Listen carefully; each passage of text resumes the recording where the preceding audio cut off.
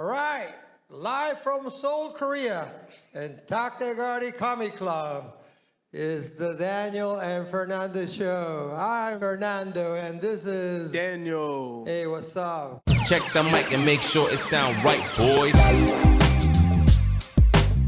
We just did a pilot episode. Yeah.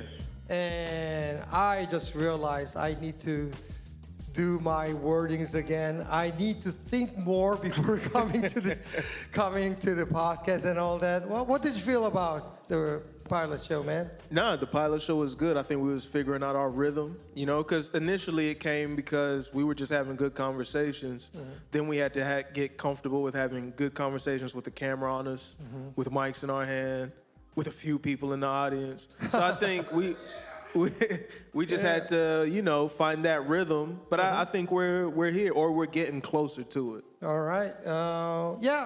I felt like we had good chemistry. Oh, yeah. I have to say, we didn't have that chemistry that we had in the car. True. I was like a little bit not disappointed, but I wish we had a better chemistry like in the car. It's the cameras. Yeah. I felt like if we had like a candid camera kind of thing while we talk, right, it would be much better. Right. We got. I think everybody when they stay in front of the camera, they're gonna be like this. But I think we're gonna get better. Oh, for sure. We got live audiences. Hey, people! Wow, we got a packed house. Woo! Can you in the back? Can you hear us? Thank you. All right, so we've only known each other a couple of months now. Yeah, true. Really, really interesting guy, and because it's the first episode, yeah, just want to hear a little bit about yourself. First question is, how did you start comedy? I started comedy, like my first open mic had to be at the end of 2015, and I was in college, but to be honest, I felt like I had been writing jokes for a while, but I never, and that's with everyone. It's like you're funny in conversation, but to organize it and put it on stage, I was curious about that. So, but I've always been a fan of comedy since a little kid. I mean, it started back for me, Comic View days. You might know what I'm talking about. Yeah, I love that stuff, and comedy movies were my favorite growing up, so it's a long answer, but yeah, that's how I got into it. Wow. But the thing is, there are a lot of people who like comedy. Yeah. But one specific moment or one incident that made you think or made you want to do comedy, like, I want to do that. I want to write something, and one day I want to go to open mic. What was it? Do you remember? Nah, I don't know like that specific moment, but I do know when I think just growing up culturally, just seeing what some people thought was funny and what some people thought was offensive. And I was always entertained by that idea. But what gave me the courage to get on stage, I love comedy so much that I just went to a comedy open mic, and as bad as it may sound, I saw how bad everybody was that I had the confidence to get on stage, and I was bad too.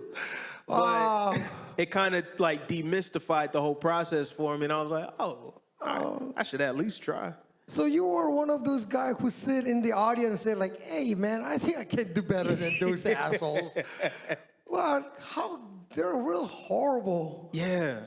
No, it was bad. That. Wow. Yeah, it was very bad. Wow. Yeah. So I think it's like a dream. So you don't know how it started, but one day you were like going toward comedy. Right. You're looking at the comedians going like, oh my God, those guys are horrible. I think I can do better than that. Yeah. And like, how many times did you have to go to the open mic to finally say like, oh my God, this is it. I'm going up? Or tell you the truth, I attended a lot of mixed open mics where it'd be poetry, then someone doing acoustic guitar music, and then someone might slip in some jokes. But it only took me going to the comedy club and seeing one open mic, and then I said, okay, I'm going to at least give this a shot. Yeah, after that night, though, I said, I did so bad that I was like, I'm at least curious enough to get better at it, and I just kept doing it. Really? Yeah. So your first comedy wasn't really good? No. Really? Yeah, I did a horrible joke. I did a horrible joke about basketball, about LeBron James should get fined for sexual assault for putting his nuts in people's face. It was a horrible joke. I dunked on the mic stand and kicked it off the stage. It was a train wreck, and I walked off and went to my seat. It was so quiet. I didn't invite anybody because I felt like I was going to embarrass myself. And I just sat there and I was like, I at least want to try to get better. Yeah. Really? Wow. Because I don't know. I think that's a lot of courage because I personally was very lucky when I went up for the first time. Yeah. And this is what I said. My name is Fernando, and everybody laughed. I don't know why. I just said my name is Fernando, and everybody laughed. And then you know those high doses that you get when people start to laugh. Yeah. And then I was like, I don't remember what I said for the last after that. Yeah. But everybody was laughing. Yeah. So that kind of gave me the motivation to come back. But organizing open mics, I see people who come up thinking that they can do really well. They bomb and they never show up. And I think that's kind of normal. But what made you, like, what kind of like encouragement or motivation did you have to go up again? And then I think with stand, I love the art form so much that I approached it with a curiosity rather than, I probably made it sound like I was looking at the open micers being like, they suck, I could do better than that. But it wasn't that. It was just like, they're not that good. I'm curious enough to see what I'm like on stage. Okay. And so I came into it not with, I'm better than people. I still don't come into it like, I'm just curious to be like, what's this ride gonna look like? And I think I just pursued the curiosity just out of respect for the art form. So to me, it's not even about being good or doing bad per se. I was just willing to put myself out there and see where does it go. Even today, if I say a joke over and over, I try to challenge myself to do like one little punchline that might be a little different, and it might sink, it might swim. And that's kind of like how I responsibly gamble, I would say, because I don't know what the turnout's going to be. So I try not to get too caught up in being good or bad. It's just an experience I'm having with the room. And that's another thing I love about comedy, because I could run a bit. After a couple years in, I was like, okay, I could run a bit like verbatim. In one room, it'll kill. Yeah. The same joke in another room, they would want to kill me. And I love that about comedy. Yeah. And I think one of the things about comedy is like, I always say this, it's like baseball. Yeah. You go up to the batter's field, and if you get out 7 times, you are a good hitter. Okay. If you get out 8 times, you're a bad hitter. Interesting. It's you know that what I'm tiny saying? difference.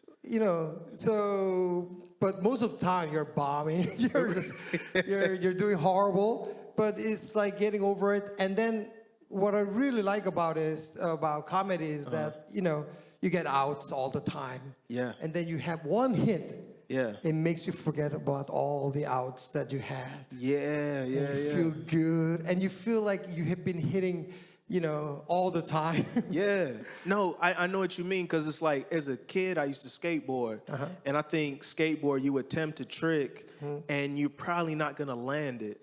And, like we would make like skate tapes and whatnot. You could spend all day trying to do a trick.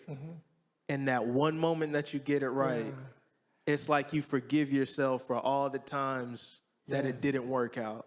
And one thing I like about comedy too is that it doesn't get easier. Okay. It's always hard. Yeah. I think I hear comedians from 10 years experience, 15 years experience, they keep bombing.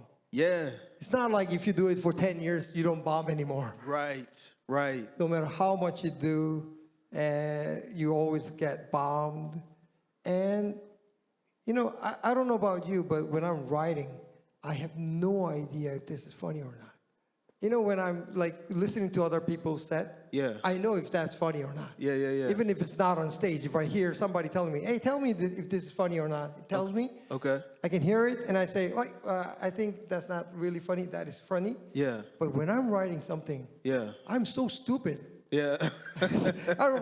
I write this and I'm like, I have no idea if this is funny or not. Right. How about you?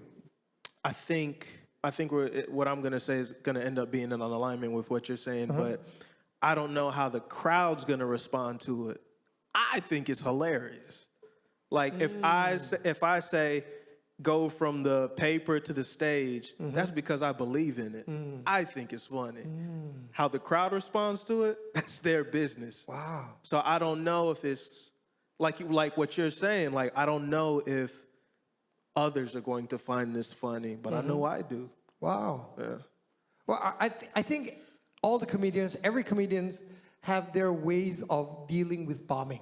Okay, yeah. And I think your way is saying like, I don't care. I think this is funny and just pushing it. Yeah. Okay, so this is like my more mature version.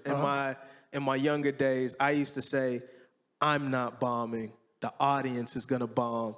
This sink is gonna ship with me as the captain. So my sets, I would do, if it was a bad set, then I start going in on the audience, and not in like a Bill Burr way, where Bill Burr started roasting, and it was a good turnout.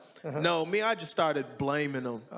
And I don't do that anymore because now it's like, I think it's funny. If they don't, then that's up to them. It's almost like a dude, if he's like hollering at a girl and be like, hey, what's up? And then she turns him down, he'd be like, man, that bitch. And it's like, no, it's not that serious. She's just not into what you're putting out. And so therefore, it's like you don't personalize it too much. So I am ranting, but that's where I'm at with it. Wow. I think every comedian has their way of dealing with bombing. Yeah. And then I think I think almost all the comedians, they kind of have an aggressive way of dealing with it. Yes. Sometimes they say bad things, horrible things to the crowd, or they don't sleep for days or something like that.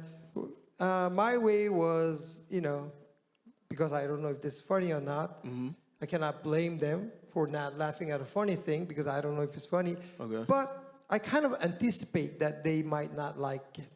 Oh, okay. And then I just accept that this was not a good joke. Yeah. And then I laugh together at the horrible bombing that I did. I kind of enjoy myself bombing. And it took me about more than 2 years to get to that point. Okay, yeah. Yes, the first 2 years when I bombed, a lot of people were, I don't know if someone will remember, like I was hosting once. Like a set, you do 5 minutes and you go down. Yeah, when you bomb, it's for only 5 minutes. Yeah. But when you host and you start bombing, you are bombing for 1.5 hours, almost 2 hours. Like, and every time a comedian comes down, I'm like, oh shit, I have to go up again. Yeah. And then I go up and I try to get back and I can't get back. And I do that like 6, 7, 8, 9 times. And like, I felt like horrible. But now I enjoy myself bombing. Yeah. And then this is what I found out. People are so nice that even if I'm not doing well and bombing, and I try to relax with them and try to have a good time, people really react to that and support that. This is something I found out. They don't go like, you are so horrible, get out of the street. Nobody shouts that. Okay. If you're not doing well and then you realize that and you try to have a good time, they support you. Right, like nobody's throwing tomatoes anymore. So that's how I got over it. And then I envy people who are very confident about their jokes. Like, well, see, I'm confident about how I feel about it. The joke is its own entity. I'm confident that I was like, I like it. So it's like your son, even if he's an asshole. Exactly. He's my son, man. I love this guy. Exactly. Don't touch him, man. Exactly. It's not his fault. So I got 2 questions for you. Like, have you ever tried to go on stage and dig a hole for yourself and pull yourself out? Like, get on the audience's bad side. try to intentionally say something that would bomb just to see if you could pull yourself out of that hole? Oh, I am not that experienced to go into that extent and let's bomb intentionally.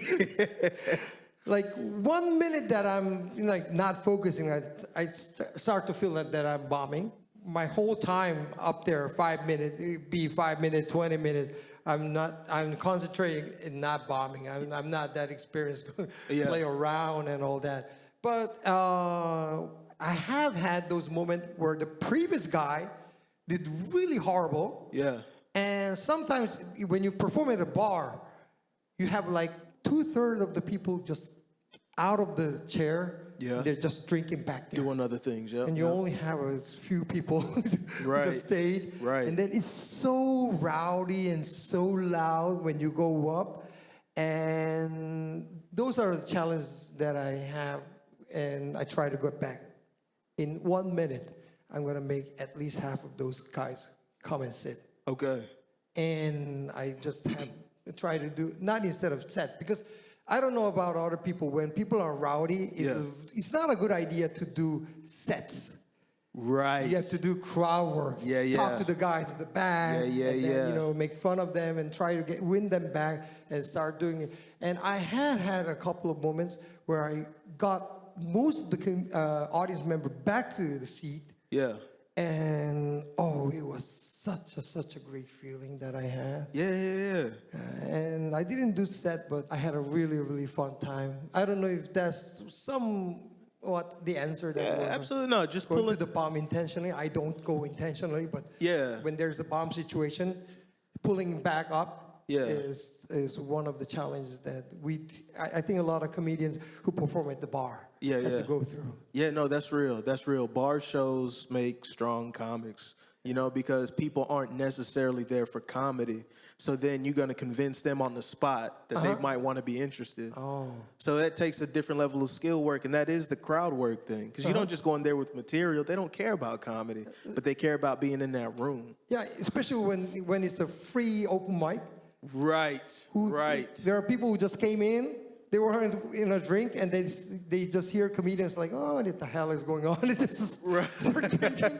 And when you have too many people like that, it's really hard. But Yeah, and then there's also a thing about audiences that understand comedy. So people will watch Chris Rock, Dave Chappelle, and they'll walk into a bar and they'll say, oh, I didn't know they were doing comedy. And then they see you working new material. They don't conceptualize that. So they're like, oh man, this dude really sucks. And it's just like, nah, this is the process. I would make it the equivalent of like, I don't know, if you're going to see like Mike Tyson do a fight in his prime. At this age? Yeah. Isn't he too old? Yeah, well, he did one recently. He held it down. Sorry for interrupting. Go ahead, man. But just watching him in the gym work out would probably be boring. Watching him lift weights and all, that might be boring if you said, oh, I want to see a fight. And I would imagine open mics, that's like where we work out. And then they're like, oh, because they don't get it. They don't know to look into it like that. So trying to win a crowd like that over, when they say comedy, they think Chris Rock, Chappelle, and then they see you, and they're like, oh. And that's not to say all open micers are going to be at that Chris Rock, Chappelle level, but it is to say like, there might be good comics in front of you. You just don't know what you're looking at. Yeah, because it's not YouTube. It's not the best comedians. Right. But this is something that I realized, and one of the reasons I really work hard when there's a rowdy crowd, instead of just going, oh, this crowd is horrible, they're just gonna talk 5 minutes, just go down, is that I studied a little bit of marketing. Okay. And a very good point in marketing is when the customers complain. Okay. Because when they complain, it's a very, very good opportunity to win them back.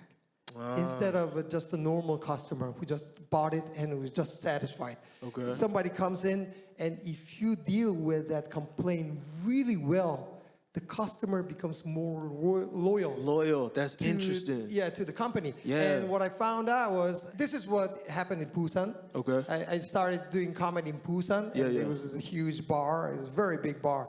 And when those kind of situations happened that I had to win back, Yeah. these people remembered me Yeah. because they were looking at me and they felt, I don't know, not attracted. I cannot think of a very good word. They weren't buying what you were selling. Yeah, they turned around and looked at me. And this is this very, very freaky thing. I don't know what the exact word for it. Yeah. So I was in Seoul. Yeah. And I was in a bar. Yeah. And this one guy comes to me and says, "Hey, aren't you Fernando?"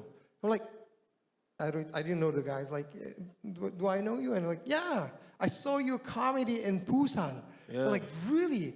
That itself was really, really flattering. Yeah, yeah. I was so happy. And this guy started saying, "I remember what you said." And he started to tell me the joke I did that I already had forgotten. Okay, I yeah. didn't remember Yeah. the joke. And he was telling me the joke at me. And I think it was one of those nights that I had to win back. Win the audience over. And had to do comedy. So whenever I see some comedians, you know, when they have a very, very, I don't know, I don't want to put it like this, a very uncooperative crowd. Yeah. And they just don't try. Yeah. I'm like, oh God, you're losing a very, very good point. This is the time that you can prove that you're a good comedian. Yeah. Yeah, I was gonna say, like, if you're letting the crowd dictate you being a comedian, if you're letting the crowd dictate your effort, you're not a comedian. Yeah, You just want attention. You're a child. I know, everybody can do a good crowd when everybody's supportive. Exactly. You can say like, "My name is Fernando," and everybody laughs. Exactly. But you know, when you truly want to become a comedian, I think it's one of those moments that you feel like you cannot win back, and you try. Maybe you won't win all the time. No. But you try, and you get at least one or two comedians, audience member back. I think that's one of those moments that you say, "Hey, I'm a comedian." Yeah, absolutely. Yeah. Because then the people that weren't into it appreciate it more, like you were saying. They're going to be more loyal. They're going to follow up. They're going to come to you at the end of the show. And then I think the room just respects what's going on. There's this moment, and this isn't comedy, but I think this is just being a mature artist. There's this moment, this artist named Lauryn Hill, and she performed at the Apollo Theater.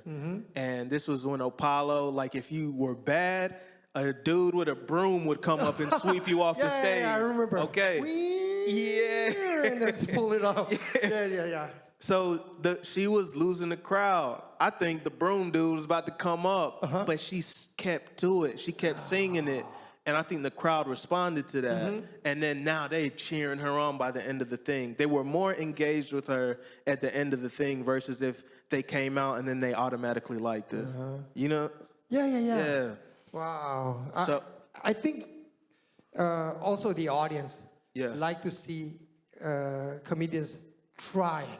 Yeah. Putting his effort. Right. Even if it's bombing or not. Right. You know, trying to enjoy and try to make them feel good. Yeah. Instead of just having that looking like, you guys are a horrible crowd. Right. You know, because audience know. Right. Like they know if you don't really like them or you like them. Serious. And they'll feed into that. And I like to think, you know, I wouldn't prescribe this to everyone, but I like it. It's just like, if I'm having the party, then they have an opportunity to be invited in.